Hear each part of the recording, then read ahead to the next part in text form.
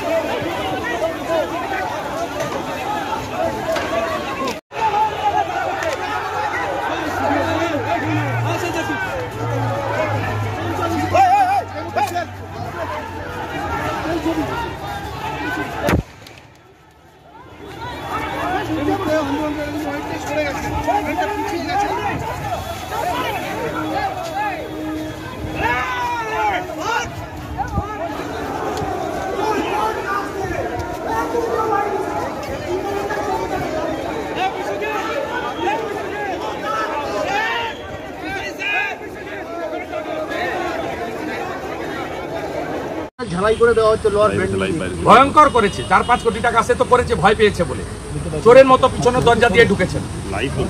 এখন যা করছেন বন্ধ করুন বিনীত গোয়েল, রাজীব কুমার, নইলে কনসিকুয়েন্স। पुलिस नहीं होने से खेला बंद हो सकता है, मगर कितना पुलिस देखे गड्ढे। अरे पूरा प्रदेश में 50-60 हजार पुलिस लोग आज फील्ड में उतरा। यहाँ 6000 पुलिस कलकत्ता पुलिस का, वहाँ 7 से 8 हजार पुलिस।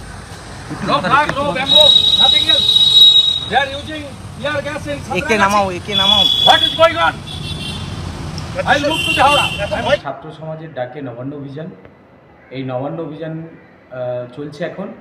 যেভাবে পুলিশ এই নবান্ন অভিযানকে আটকানোর চেষ্টা করছে, যেভাবে ছাত্রছাত্রীদের ওপরে লাঠিচার্জ করছে, আমরা এই পুলিশকে ধিক্কার জানাই। পুলিশের মেরুদণ্ড বলে কিছু নেই পশ্চিমবঙ্গ পুলিশে। আসলে এরা অপরাধীদেরকে আড়াল করতে চায়, কিন্তু যারা বিচার চাইতে যায় তাদের উপরে পুলিশ লাঠিচার্জ করে। মমতা ব্যানার্জির উচিত অবিলম্বে পদত্যাগ করা। যেভাবে আজকে লাখো ছাত্রছাত্রী আজকে রাস্তায় নেমেছে, যেভাবে আন্দোলন করছে, তাদের উপরে পুলিশ নির্মমভাবে লাঠিচার্জ করছে। অবিলম্বে মমতা ব্যানার্জির পদত্যাগ করা উচিত। আমরা মনে করি মমতা ব্যানার্জির 1 মিনিটও ওই পদে থাকার আর অধিকার নেই। এক্ষুনি পদটা ছেড়ে দেওয়া উচিত।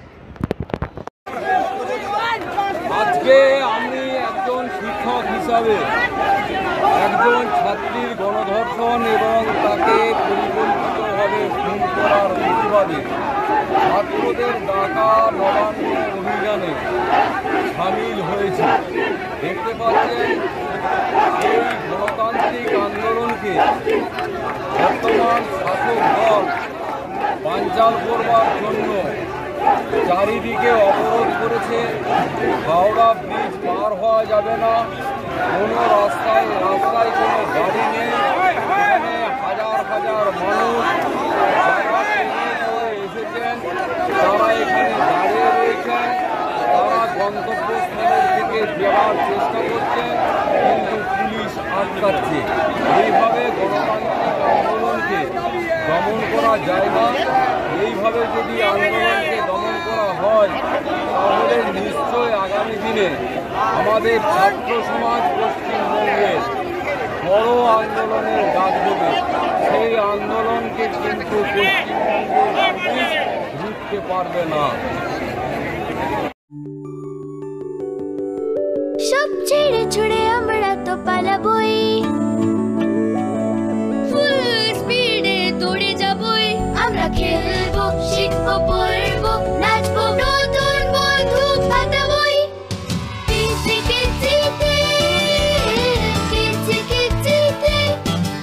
বাচ্চাদের কিডজি থেকে দূরে রাখা অসম্ভব। কিডজি, ইন্ডিয়ার ফেভারিট প্রি স্কুল।